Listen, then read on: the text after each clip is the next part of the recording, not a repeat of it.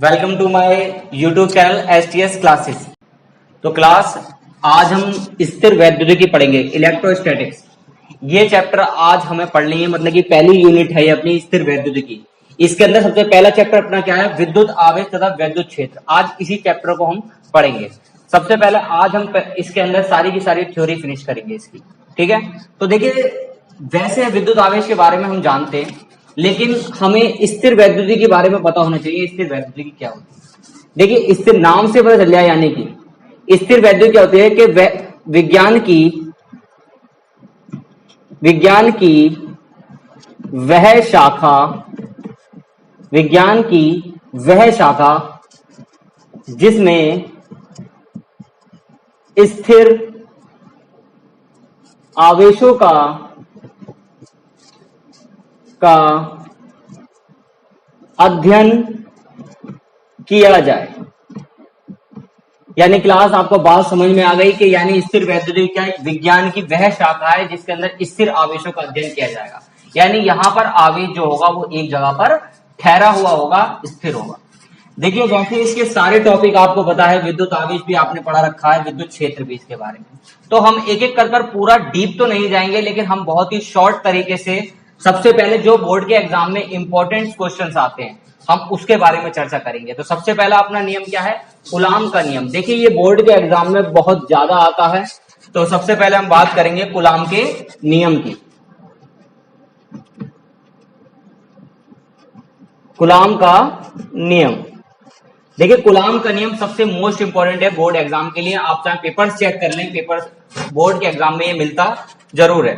तो अब हम बात करेंगे कूलाम के नियम की। देखिए, कूलाम के नियम पर चर्चा करने से पहले मैं आपको एक बात बताना चाहता हूं कि आपने इससे पहले इसको पढ़ा रखा है।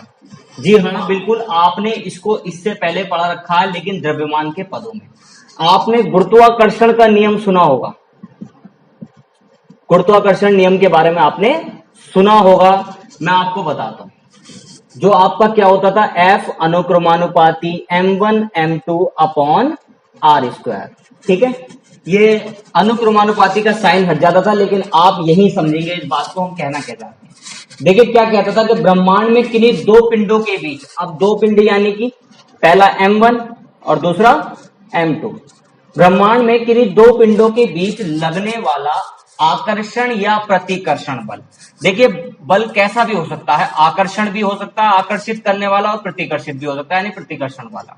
तो बल दोनों तरीके के हो सकते हैं। तो ब्रह्मांड में किन्हीं दो पिंडों के बीच लगने वाला आकर्षण या प्रतिकर्षण बल, उन दोनों जो द्रव्यमान लिए हैं हमने, उन दोनों द्रव्यमानों के गुणनफल, तो उन दोनों द्रव्यमानों के गुणनफल के अनुक्रमानुपाती तथा इन दोनों द्रव्यमानों की बीच की दूरी के वर्ग के व्युत्क्रमानुपाती, यानी कि उल्टा इस तरीके से व्युत्क्रमानुपाती होता है। इसी तरीके से बिल्कुल हम कूलाम के नियम को सॉल्व करेंगे। आपने 9th क्लास के अंदर गुरुत्वाकर्षण का नियम पढ़ा था, आज आप 12th क्लास के अंदर हैं और कूलाम का नियम सेम है। लेकिन अभी हम क्या पढ़ रहे हैं, स्थिर वैद्युतिकी, जिसके अंदर मैंने आपको शुरू में बताया किस चीज का अध्ययन किया जाता है, स्थिर आवेशों का।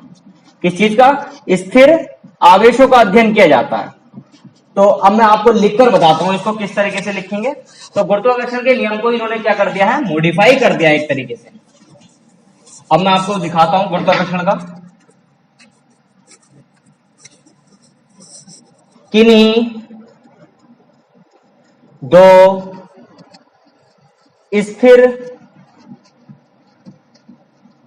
आवेशों के मध्य लगने वाला आकर्षण या प्रतिकर्षण बल।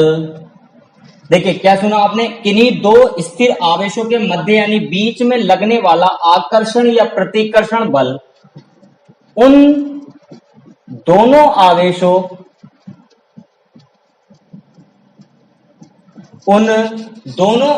के गुणनफल के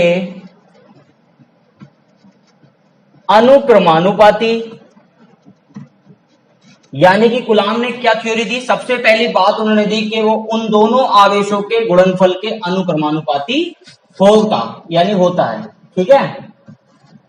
वह उन दोनों आवेशों के, यानी कि उन दोनों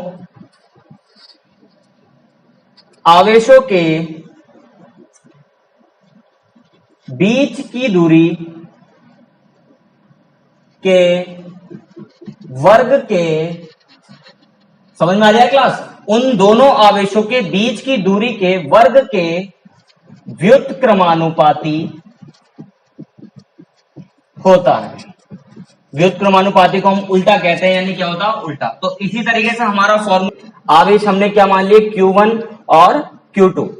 अनुक्रमानुपाती पहली शर्त उसकी पूरी हो गई, गुणनफल ये, यानी कि किन्हीं दो स्थिर आवेशों के मध्य लगने वाला आकर्षण या प्रतिकर्षण बल उन दोनों आवेशों के गुणनफल के अनुक्रमानुपाती, ठीक है, होता है।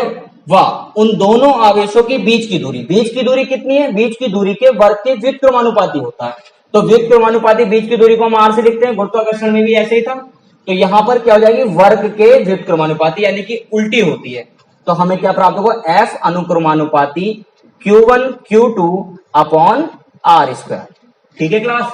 अब हमें पता है, हमें गुरुत्वाकर्षण का नियम पढ़ा है 9th के अंदर, तो हमें पता है कि जब भी अनुक्रमानुपाती का जो साइन है वो हटता है तो कोई ना कोई कांस्टेंट आता है। अब देखिए कांस्टेंट क्या होता है, कांस्टेंट मतलब जिसकी वैल्यू फिक्स होती है, ठीक है। तो पहले अगर हम गुरुत्वाकर्षण की बात करें तो वहां पर जी आया करता था, ठीक है, लेकिन यहां पर जी नहीं आएगा। यहां पर आपका क्या नियतांक आएगा, के नियतांक आएगा। क्या आएगा, के नियतांक, के Q1 Q2 upon are square, ठीक है क्लास।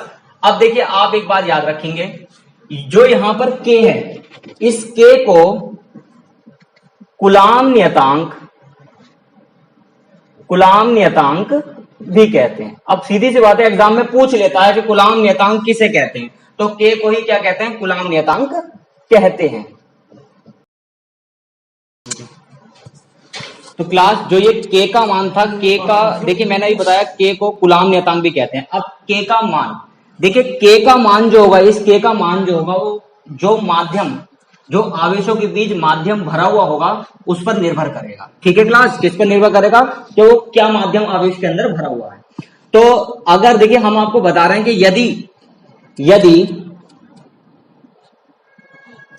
यदि आवेशों के बीच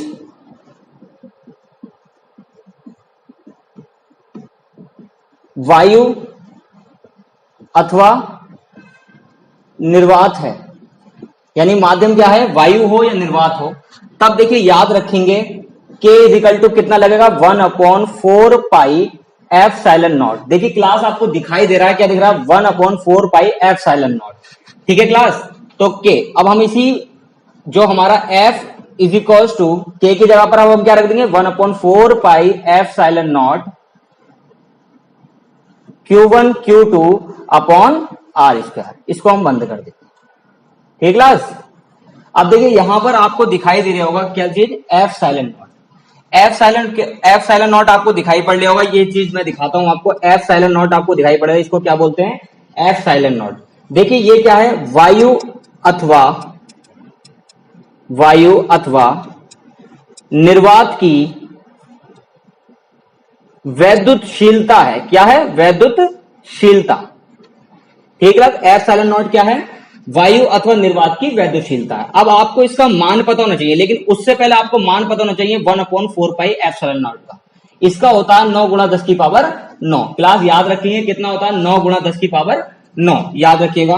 वायु अथवा निर्वात की वैद्युतशीलता क्या है, एप्सिलॉन नॉट। इस एप्सिलॉन नॉट का भी मान होता है, एप्सिलॉन नॉट का मान भी होता है। देखेंगे क्लास क्या होता है, 8.85 इंटू 10 की पावर -12। याद रखिएगा, दोनों की वैल्यू मैंने यहां पर लिख दी। आपको कूलाम का नियम समझ में आ गया होगा, जहां तक मैं उम्मीद करता हूं।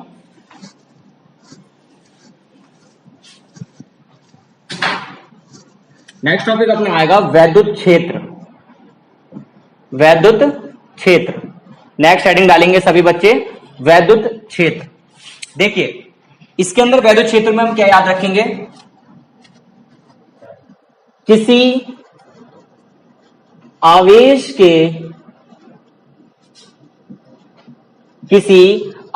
के चारों ओर का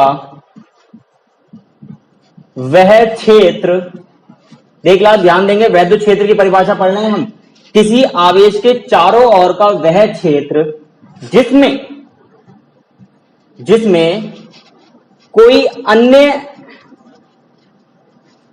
अन्य आवेश आकर्षण या प्रतिकर्षण बल का अनुभव करता है, वह क्षेत्र ही क्या कहलाता है? आपका वैद्युत क्षेत्र कहलाता है। वह क्षेत्र आपका क्या कहलाता है बच्चों? वैद्युत क्षेत्र कहलाता है। लिखते चल रहे होंगे सभी बच्चे, ठीक है? नोट कर लेना बच्चों बहुत ठीक तरीके से। तो वैद्युत क्षेत्र की बहुत लंबी वीडियो हो जाएगी, इस वजह से हम वैद्युत क्षेत्र में इतनी बात करेंगे। इतना इंपॉर्टेंट टॉपिक ये नहीं है। नेक्स्ट टॉपिक की तरफ चलते हैं, लेकिन फिर भी मैं आपको इसको डिस्कस कर देता हूं। देखिए, किसी आवेश के, कोई भी एक आवेश है, ठीक है, उस आवेश के चारों ओर का क्षेत्र, हम आवेश की बात कर रहे हैं तो हम एक चुंबक की बात कर लेते हैं। आपने चुंबक देखी होगी, चुंबक की ये रेंज है, एक चुंबक बनाई मैंने, तो ये चुंबकीय क्षेत्र हो गया उसका कि वो इतने क्षेत्र में ही वो किसी भी वस्तु को आकर्षित या प्रतिकर्षित कर सकती है, ठीक है? तो यही चीज ये बता रहे हैं, वैद्युत क्षेत्र क्या हो गया? किसी आवेश के चारों ओर का वह क्षेत्र जिसमें कोई अन्य आवेश आकर्षण या प्रतिकर्षण बल का अनुभव करता हो, यानी या तो आकर्षित होता हो या फिर प्रतिकर्षित होता हो, दूर भागता हो।